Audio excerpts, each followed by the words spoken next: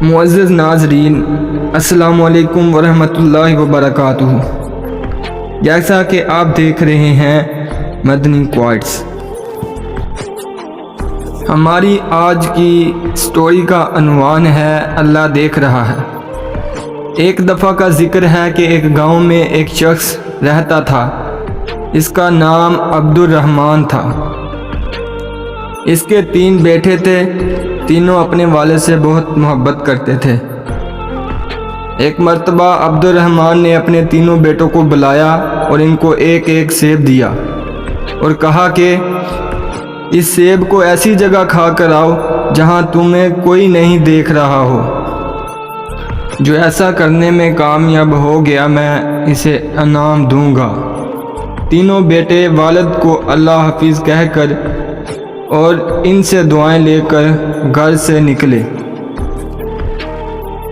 دوسرے دن عبد الرحمن نے پھر بیٹوں کو بلایا اور باری باری سب سے پوچھا۔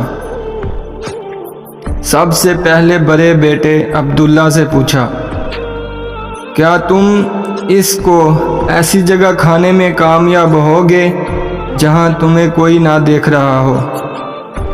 عبداللہ نے جواب دیا، الحمدللہ ابا جان، میں نے وہ سیب ایک درخت کے پیچھے جا کر کھایا، وہاں مجھے کوئی نہیں دیکھ رہا تھا۔ پھر عبد الرحمن نے اپنے دوسرے بیٹے سے پوچھا، یوسف تم بتاؤ تم نے کیا کیا؟ یوسف نے کہا، ابا جان، میں نے وہ سیب کمرے میں بند ہو کر اندھیرا کر کے کھایا اور مجھے یقین ہے کہ وہاں مجھے کسی نے نہیں دیکھا۔ پھر عبد الرحمن نے تیسرے بیٹے سے پوچھا، سلیم تم نے کیا کیا؟ سلیم نے کہا، ابا جان، میں نے کتاب اسماء حسنہ میں پڑھا ہے، اللہ کا ایک نام ہے البصیر، ہر ایک کو ہر حال میں دیکھنے والا۔ میں نے بہت سوچا اور تلاش کیا لیکن مجھے کوئی ایسی جگہ نہ ملی جہاں میرا اللہ مجھے نہ دیکھ رہا ہو۔ اللہ تو ہر جگہ دیکھتے ہیں، اس لیے میں یہ سیب نہ کھا سکا۔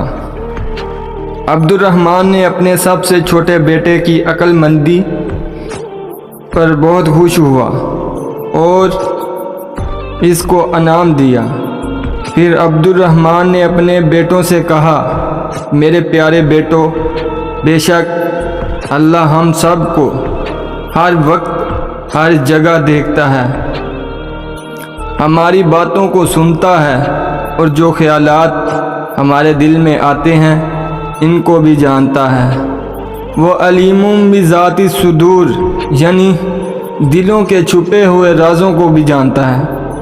اللہ کی نافرمانی سے ہر وقت بچو اور اللہ کے سارے احکامات پر عمل کرو، جس پر اللہ تم سے راضی ہو جائے گا اور تمہیں دنیا میں راحت، سکون، اطمینان عطا کرے گا اور مرنے کے بعد ہمیشہ ہمیشہ کے لیے جنت میں داخل کرے گا، جہاں انسان جو چاہے گا وہ ہو جائے گا۔ انسان کے دل میں جو چاہت ہوگی وہ پوری ہو جائے گی۔ جنت میں ہم ایک پرندہ دیکھیں گے، اس کے کھانے کا جی چاہے گا تو فوراً بھن کر پلیٹ میں آ جائے گا، پھر اس کی ہڈیوں پر اللہ دوبارہ گوشت اور پر اگا دیں گے اور وہ اڑ جائے گا، تو وہاں جنت میں مزے ہی مزے ہوں گے۔